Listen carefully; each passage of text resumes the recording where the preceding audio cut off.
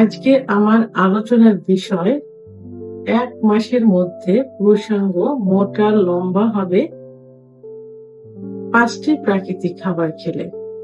দেশের এবং প্রবাসের ভাই বোনদের প্রতি সালাম।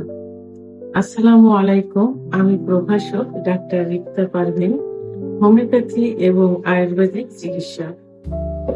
অনেকে ওষুধের প্রতি আস্থাটা হারিয়ে ফেলে, কারণ যৌন অক্ষমতার যে পুরুষের মেন যে হরমোন টেস্টোস্টেরন হরমোন কমে গেলে হয়, এই ধারণাটা অনেকের নেই, অর্থাৎ অনেকে বোঝে না। সবারই ধারণা যে হস্তমৈথুন করার কারণে, স্বপ্ন দোষের কারণে অথবা প্রসবের সঙ্গে অজানা ভাবে ধাতু বের হয়ে যে যৌন অক্ষমতা হয়। তবে এই ধারণাটা যে একেবারে ভুল সেটা না।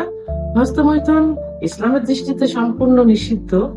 তারপরেও মাসে যদি ৩ থেকে ৪ বার করা যায়, সেটা কিন্তু কোনো ক্ষতির মধ্যে আসে না, অর্থাৎ সেক্সুয়াল লাইফে সেভাবে প্রভাব ফেলে না। কিন্তু যখনই এটা নেশায় পরিণত হবে, অর্থাৎ অভ্যাসে পরিণত হবে, তখনই কিন্তু ক্ষতিকর। অর্থাৎ যে কোনো জিনিস অতিরিক্ত হয়ে গেলে সেটাই ক্ষতি। তো সেক্ষেত্রে দেখা যায় অতিরিক্ত হস্তমৈথুন, অতিরিক্ত বিছানায় ঘর্ষণ, অতিরিক্ত স্বপ্নদোষ, অতিরিক্ত যৌন মিলন ইত্যাদির কারণে কিন্তু যৌন অক্ষমতা আসে। তো এখানে পুরুষের লিঙ্গ নিয়ে যে আলোচনা করব সেটা হলো যে পুরুষের লিঙ্গ সাধারণত বড় হয় কখন? পুরুষের যৌবন শুরু হয় ১২ থেকে ১৩ বছর বয়সে, অর্থাৎ ১৩ থেকে ১৪ এরকমের মধ্যে। ১৪ থেকে ১৮ বছর বয়স পর্যন্ত লিঙ্গ বড় হয়, আর ১৮ থেকে ২৫ বছর বয়স পর্যন্ত লিঙ্গ মোটা হয়। তো এই সময়ের মধ্যে চলে লিঙ্গের উপরে বিভিন্ন অত্যাচার, অর্থাৎ যৌন যে অত্যাচার গুলো হয় এর উপর দিয়ে চলে। কারণ পুরুষের অল্প বয়সে যখন তাদের বীর্য তৈরি হয়নি, ঠিক সঙ্গদোষে হোক, বন্ধু বান্ধবের সঙ্গে, অর্থাৎ বাড়ির কাজের ছেলে, বাসায় যে পড়ায় একজন টিচার থাকে, পার্মানেন্ট যে টিচার, অথবা সমবয়সী কেউ থাকলে, তো তাদের সঙ্গে মিশে তাদের কাছ থেকে যে যৌবনের শুরু হওয়ার আগে এক ধরনের লালা পানির মতো আসে। এখন লিঙ্গেতে হাত দিলে পানিটা এসে একটু সুখ অনুভব হয়। এই সঙ্গদোষ এইগুলো তারা বুঝতে পারে। তখন থেকেই তাদের অভ্যাস হয়ে যায় হস্তমৈথুনের, এবং খুব বেশি পরিমাণে হয়ে থাকে। আবার বিস্তারিত ঘর্ষণ দিয়ে বীর্যপাত করলে লিঙ্গের গোড়ায় অসংখ্য শিরা থাকে। সেই শিরাগুলো কি হয়, লুজ হয়ে যায়, অনেক সময় একটা চিরেও যেতে পারে। কারণ ঘর্ষণের কারণে লিঙ্গের মাথাটা বালিশে পড়ে, কিন্তু প্রেশার আসে কিন্তু লিঙ্গের গোড়ায়। যেমন একটা গাছে পেলা দিলে পড়ে যাচ্ছে, গাছটা পেলা দিচ্ছে, তো ওই যে গাছের যেখানে পেলা দেওয়া ওখানে কিন্তু কিছু হবে না। যেখানে গুঁড়া থাকে, যে গুঁড়ার উপরে ভর দেওয়া থাকে, সেখানের মাটি কিন্তু সরে যায়। তাহলে ঘর্ষণ দিয়ে বীর্যপাত করলে লিঙ্গের সব থেকে বেশি করতে, যেটা একবারে বোঝা যায় না, ধীরে ধীরে বোঝা যায়। আবার এখন সমকামিতা করে থাকে, তো সমকামিতা, অতিরিক্ত স্বপ্নদোষ, অতিরিক্ত যৌন মিলন ইত্যাদির কারণে লিঙ্গের ক্ষমতা চলে আসে। লিঙ্গ আস্তে আস্তে ছোট হয়ে যায়, মনে হয় কচ্ছপের মতো ভিতরে ঢুকে যাচ্ছে নিস্তেজ অবস্থায়। এবং যখন শক্ত হয় দেখা যায় মাঝখানে একটু ভাঁজ পড়ে যাচ্ছে। আবার উত্থান অবস্থায় তাকে ধনুকের মতো বাঁকা হয়ে যাচ্ছে, পেরোনিস ডিজিজ যেটাকে বলে। আবার আগামোটা, গোড়া চিকন ইত্যাদি।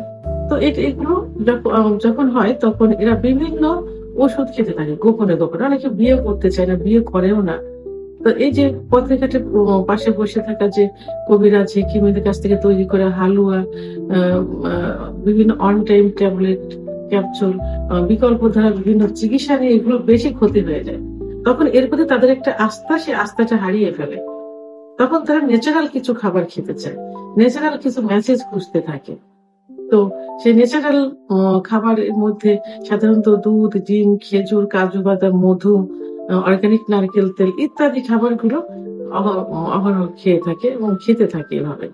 তো এগুলো শুক্রাণু তৈরির জন্য, অর্থাৎ বৃদ্ধির জন্য, শুক্রাণু গাঢ় করার জন্য, যৌন অক্ষমতা দূর করার জন্য ভালো ভূমিকা পালন করে থাকে। এগুলোর পাশাপাশি আমি আজকে ৪ থেকে ৫টি ন্যাচারাল কিছু খাবার বলবো, যে খাবারগুলো সেবন করলে লিঙ্গ খুব অল্প দিনের মধ্যে, ৩ সপ্তাহ ১ মাসের মধ্যে ডেভেলপ হয়ে যায়, অর্থাৎ মোটা হবে, লম্বা হবে, শক্ত হবে। তার মধ্যে একটা পরিচিত, যে এটা আসলে খাবার হিসেবে ধরা হয় না, এটা অনেকে জানেও না যে এটা খাবার, তো সেটা হলো 1 নম্বর ঝিনুক। আমরা ঝিনুক দেখে থাকি যে পুকুরে আশেপাশে কিন্তু ঝিনুক অনেক হয়ে থাকে, আবার এখন ঝিনুকের চাষও কিন্তু করে থাকে। তো এই ঝিনুকে পর্যাপ্ত পরিমাণ জিঙ্ক থাকে।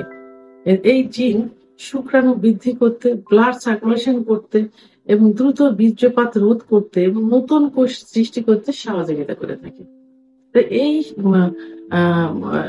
ঝিনুক এখন কিন্তু ভালো ভালো রেস্টুরেন্টে এবং ভালো ভালো জায়গায় ঝিনুক কিন্তু খাবার হিসেবে খেয়ে থাকে।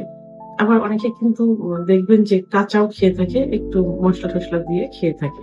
তো এই ঝিনুকটা আপনারা প্রতিদিনের খাবারের তালিকায় মানে পার্সোনাল ফ্যামিলির অনেকে হয়তো এটা খাবে না, এই রোগের জন্য, এইটার জন্য, এই যে সমস্যাটা হচ্ছে সমস্যার জন্য আপনারা প্রতিদিন রান্না করেও খেতে পারেন অথবা কাঁচাও খেতে পারেন।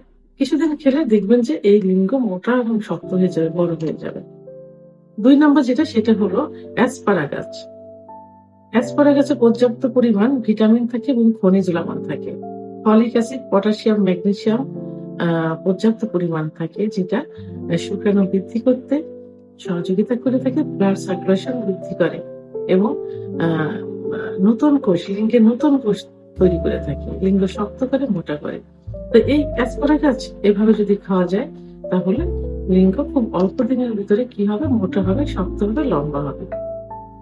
3 নম্বর যে খাবার সেটা হলো কলিজা। কলিজা কিন্তু খুব পরিচিত একটা খাবার এবং অনেকের কিন্তু খুব প্রিয় খাবার। যখন মাংস কিনতে যায় বাজারে, খাসির মাংস, গরুর মাংস, তখন মাংসের সঙ্গে কিন্তু সবাই একটু কলিজা নেয়।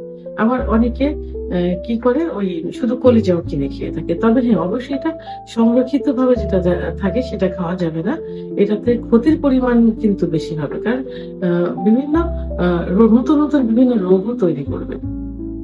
কলিজায় ভিটামিন এ থাকে পর্যাপ্ত পরিমাণে, অর্থাৎ কলিজাতে জিঙ্ক থাকে, আর এই কলিজাতে কিন্তু ব্লাডটা তৈরি হয় কিন্তু। তো এই কলিজা যদি এই খাবারের তালিকায় নিয়মিত একটু রাখা হয় তাহলে খুব দ্রুতই শুক্রাণু বৃদ্ধি পেয়ে যাবে, যৌন ক্ষমতা বৃদ্ধি পেয়ে যাবে, দ্রুত বীর্যপাত রোধ করবে, উত্থানজনিত সমস্যার সমাধান করবে, অর্থাৎ ব্লাড সার্কুলেশনটা বেড়ে যাবে, নতুন কোষ তৈরি করবে। এই জন্য টাটকা, ওই সংরক্ষণ করে যেগুলো রেখেছে এগুলো না খেয়ে টাটকা কলিজা খেতে হবে। এটা খাসির, গরুর এই জাতীয় কলিজায় সব থেকে বেশি উপকার আসবে। আরেকটি প্রধান খাবার, এই খাবারটি সম্পর্কে সবাই কিন্তু একটু কম বেশি ধারণা আছে এবং অনেকের প্রিয় খাবার। গ্রামে কিন্তু এই খাবারটা বেশি হয়ে থাকে, কারণ মাঠে চাষটা হয়ে থাকে বেশি। সেটা হলো মিষ্টি আলু। আমরা সাধারণত গোল আলু খাই, গোল গোল যে আলু, আর একটা আলু আছে মিষ্টি লম্বা, যেটা লাল হয়ে থাকে, সাদা হয়ে থাকে। তো এই আলুতে পর্যাপ্ত পরিমাণে ভিটামিন এ থাকে। এই আলু অনেকে পুড়িয়েও খেয়ে থাকে, আবার অনেকে সেদ্ধ করে খেয়ে থাকে।